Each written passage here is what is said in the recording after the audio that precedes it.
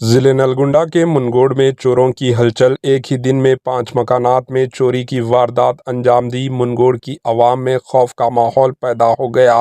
ریاست تلنگانہ کے ضلع نلگنڈا کے منگوڑ میں چوروں نے لاک کیے ہوئے مکانات کو ٹارگٹ کرتے ہوئے چوری کی واردات انجام دی۔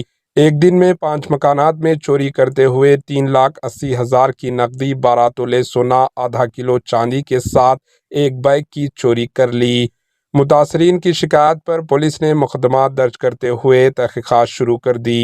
Bureau report, AHN news.